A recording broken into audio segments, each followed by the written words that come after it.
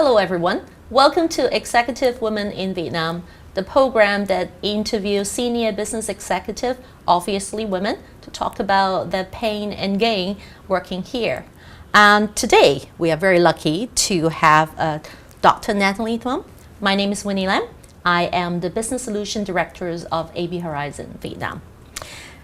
Dr. Pham, let me see, supermom, supermodel, super Iron Woman, educator, philanthropist, businesswoman. Any other title should I add to that? Winnie, I'm just a woman like you and every other woman in Vietnam, just trying to do some small things to make a difference. I'm going to hang on those words about you just like me, all right? And I'm going to feel very good about myself later today. All right, love to have you here. I want to particularly talk about the work you do in the development of teachers in that particular field.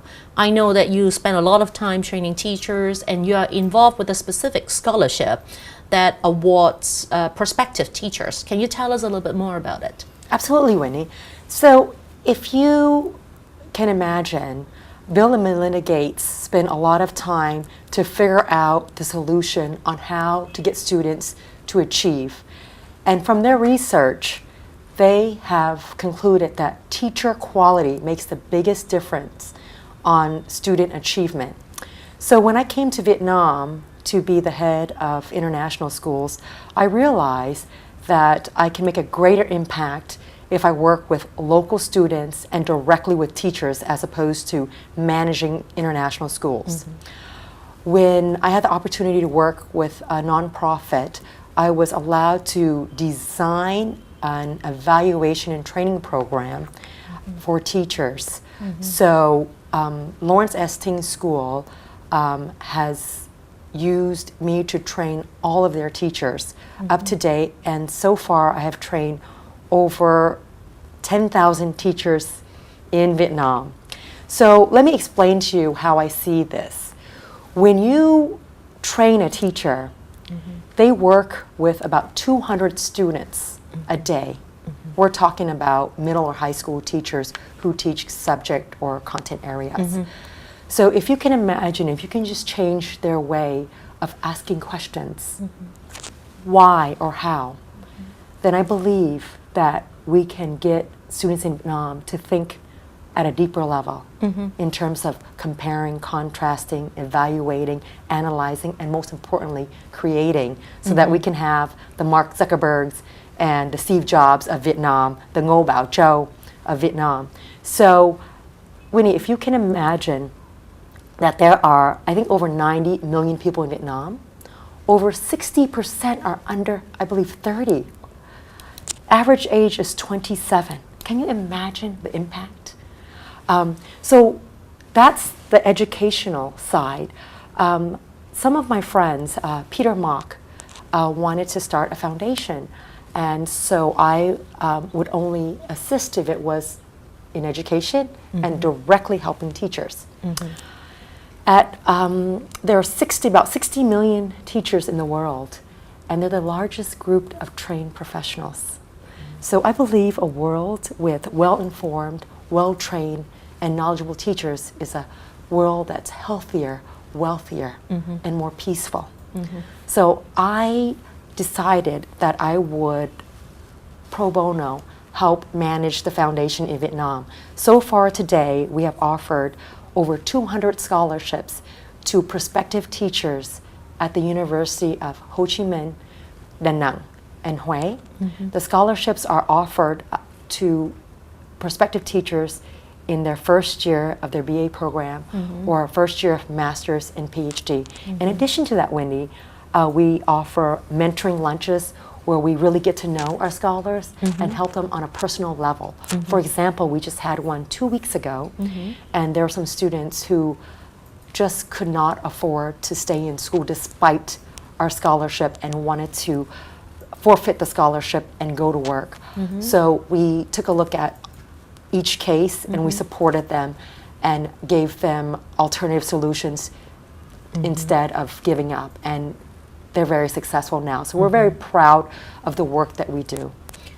By choosing to work with prospective teachers and training teachers, you guys are magnifying the impact you can have. You as an educator yourself, you probably can touch 200 students a day yourself. Yes. But by doing that, the numbers are just phenomenal. They are, Winnie, and I'm very privileged to see the results of my work. For example, I met teachers at Lawrence Esting School 8 years ago when they were first graduating. And now, some of them, particularly Miss Lan, she now opened her own community center where she offers a lot of literally free classes to teachers based on my training and additional training that she's passionate about. You also have Miss Min Ngọc, who is known countrywide for her projects in literature that she learned through PBL through me. She also trains teachers at the Department of Education in Ho Chi Minh City, and I actually was very lucky to sit in one of her trainings, and I can see how she was influenced just by the style, the way she set up her workshop was very similar to what I did for the past 8 years. So I feel very privileged to see how I have been able to serve and, more importantly, inspire others to give back, especially in the field of education and training. Obviously, coming back to Vietnam is a good decision. So do you always plan to do all this when you come back, or it just kind of like happened? Winnie, I initially wanted to come back to learn Vietnamese for a year. And when I came here, the energy, the young people, the eager to learn, the priority on education made me fall in love with this country and the people. Can you imagine, Winnie, that just from my own experience and stories with families, I've seen families sell real estate and assets to send one child to school. Can you imagine the focus and the desire and eager to learn? And so that gave me an inspiration to serve in other ways and not just be a principal of a school. And from those experiences, I have been successful in my own way in terms of being able to serve and improve the lives of others through educational opportunities. We always say that one of Vietnam's challenge is that there's still a long way to go in terms of the development of the academic education. What do you see to be the biggest challenge going forward? We are at an all-time high in terms of spirits after Obama's visit. You can see how the young generation is excited about the future of Vietnam. What would you think will be a number one priority right now for the Ministry of Education, for example, to deal with that? There are lots of it, and they're doing a lot, but there are obviously more to be done. Absolutely, Winnie. So you can see that Vietnam has come a long way. The last 10 years I've been here, I've seen a lot of young people that are very innovative. For example, there was a Forbes 30 under 30. Just that alone, there's a particular girl that reminds me of the future of Vietnam. Her name is Tú. She's the founder, one of the founders of YOLA, which is a tutorial center to help students study abroad, but it's a very personalized program. And I think instead of having those centers, why don't we just incorporate that into the national curriculum? Why don't we just have it so that every student in Vietnam, one, has access to an excellent education, English as a additional language, or even Mandarin now with the population that's increasingly getting bigger and bigger every day, so they'll have opportunities if they can speak those languages. And like I said, teacher training, if you can just train teachers on methodology and not just content, I think that will make a big, big impact and lasting impact on Vietnam's education. How about personally? As I said, remember I mentioned all your titles, all right? Thank you, Winnie. I'm humbled and I'm flattered. Hey, I could pull thousands of examples to support each of the title that I'm using. How do you set an example for your kids? You obviously have so much that you are doing with the public, you know, in terms of training other people, do you actually have time to train your own kids? Winnie, you wouldn't believe me if I told you, but sometimes, probably 3 or 4 days of the week, my children and I, we have dinner at about 6, and about 7:30, we are in bed talking about the things we're grateful for, and then we sleep till 5:30 a.m., if you can believe that. I actually do slow down, and I'm a very mom at home. For example, this weekend, we made laser lamps with oil, water, and Alka-Seltzer tablets I just brought back from the U.S. I sometimes can't find things in Vietnam, so it's just easy for me to pick it up in the U.S. And we made peanut butter cookies, oatmeal cookies, and we made blueberry pancakes. And we learned about soccer. My daughter wanted to play soccer, so we purchased a soccer ball and we went down to the field. And I Googled how to play soccer because I don't know how to do that. So I do believe that women, we can be excellent in many things. And I really believe in that work-life balance. And I believe that instead of teaching your children, show them. An example of this is on May 8th, I decided to do Ironman, something that I would never, Winnie, in a million years think of. But I thought to myself, my children see me in the kitchen, domestically, they see me at work, they see me doing foundation work. They need to see me do something athletically. And so I just signed up and did it. I never biked more than 5 or 10 kilometers on a bike. I wish I could just did say it. I decided to do it and I just did it. Well, you make it sound like completely effortless. Winnie, my daughter will tell you, Sophia, she's 7 years old. She learned from this whole Ironman experience that what the mind can believe and conceive, it can achieve. So by doing that, my daughter feels, both of them, especially Sophia, she's 7, so she understands well. But I hear her say that often now, and I believe that when you do and lead by example, it's better than teaching or telling stories. It's interesting. I'm talking to some of our other guests about, like, do you feel easier being a woman in business in Vietnam or not? And very often I got the answers yes, actually. Women drives the majority of the productivity in Vietnam, actually. And they actually feel that being a woman is actually easier in business here. What do you think? Winnie, I couldn't agree with you more.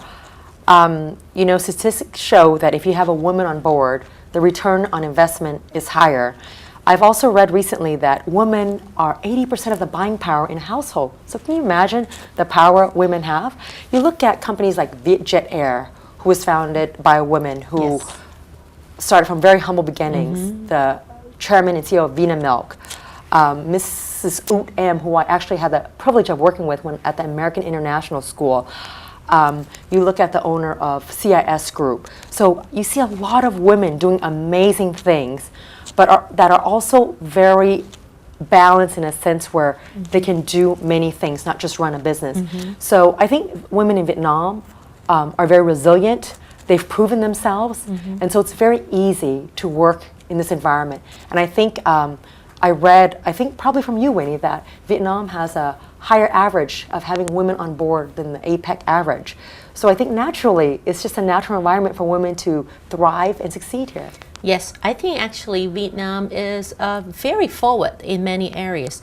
Just a matter, sometimes we have to dig for those informations, and then we're realizing that we're actually sitting prettier than we thought, you know? Absolutely. So personally, as a challenge, all right, you've done all these things, and what's next for you?